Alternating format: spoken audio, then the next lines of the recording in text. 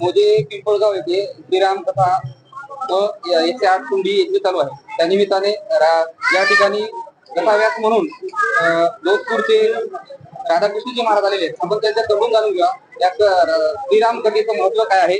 आपल्याला ते आता त्याविषयी विषयी महत्व विषय करतील. रामकथा जीवनाचा सार आहे. रामकथा राम जी के सद्गुणों को जनमानस में स्थापित करने का एक प्रयास है। राम कथा के माध्यम से समाज में प्रेम बढ़ता है। राम कथा के माध्यम से समाज में युवाओं में मातृपितृ भक्ति का वर्धन होता है। चरित्र निर्माण की भावना विकसित होती है और व्यक्ति को यहाँ सूत्र प्राप्त होता है कि जीवन में कैसी भी प्रतिकूल परिस्थिति हो, पर यदि व्यक्ति अपने आदर्शों के साथ, अपने सच्चरित्र के साथ आगे बढ़ता है तो उसे सहायता भी मिलती है और सफलता भी मिलती है। युवा पीढ़ी को मैं यही संदेश देना चाहूंगा कि उनको भगवान श्री राम के चरित्र को सुनना चाहिए, पढ़ना चाहिए। अगर उन्होंने ध्यान से, मन से एक बार राम जी का चरित्र पढ़ लिया, पर उनको सफल होने के लिए संसार में और कोई पुस्तक पढ़ने की आवश्यकता नहीं। राम कथा में ऐसा क्या विशेष है कि जो हर एक को आजकल के युग वाले जो बच्चे हैं, बच्चों से लेकर बूढ़े तक काम में आता है। राम कथा तो जीवन का आदर्श है।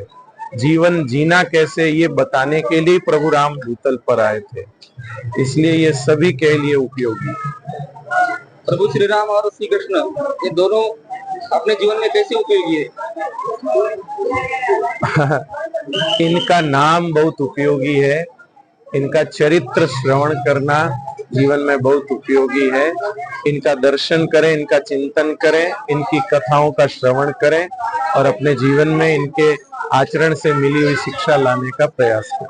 पिंपलगांव के स्वामी के बारे में कुछ क्या पिंपलगांव के जो हमारे स्वामी जी, वेंकट स्वामी जी, बड़े समर्थ और सद्भाव से युक्त संत हैं, जो समाज में ऐसे पौराणिक चरित्रों को स्थापित करने का प्रयास कर रहे हैं, जनमानस की सेवा कर रहे हैं और धर्म की ध्वजा ले रहा है।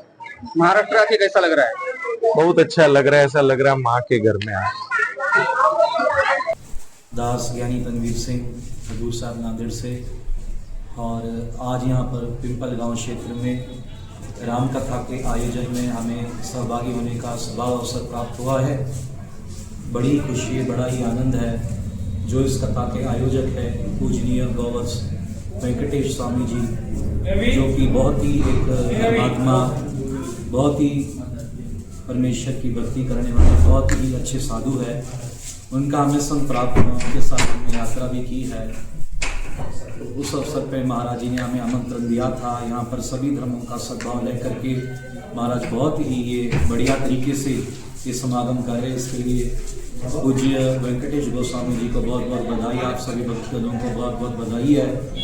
यही आपसे बेनती है कि ऐसे आप अवसर जो है कथा के जो संत समागम होते हैं, इन अवसर पर आप जरूर बढ़ चढ़ कर आप सभी जो भी यहाँ पर मानने वाले हैं, भगवान को मानने वाले, आप सभी यहाँ पर पहुँच करके अपनी उपस्थिति दे करके आप भी खूब आनंदित होइए। ये दास की प्रार्थना। आज के यहाँ पे जो भारतवर्ष में से पूरे आए वाले साधु संत देखे आपको कैसा लगा? बहुत ये नांदेड़ के लिए सौभाग्य की बात है, जहाँ पर श्री गुरु गोविंद सिंह महाराज जी का ऐसा महान ऊंचा स्थान भी है, और उस स्थान पर कई सभी जो धर्म के साधु संत हैं वो आते हैं। और विशेष करके आपको पिंपलगांव वाले महाराज पिछली बारी भी इन्होंने गोदावरी परिक्रमा यात्रा में कई 300-400 साधु संतों की सेवा की, और अभी भी हमें कई संतों के दर्शन हो रहे हैं। ये नांदेड़ के लिए बहुत ही पुण्य का अवसर है।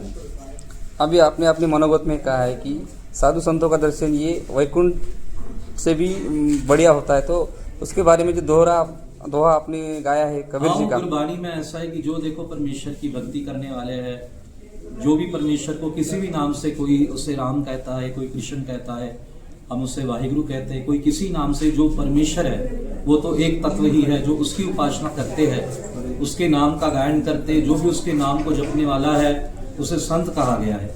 और वाणी में ऐसा है कि संतों का संग मिलना, कथा सुनने मिलना, ये कई जो है पुण्य, कई जन्मों का पुण्य जो है उसे प्राप्त होता है, उसे ही ये कथा और कीर्तन सुनने का अवसर प्राप्त होता है।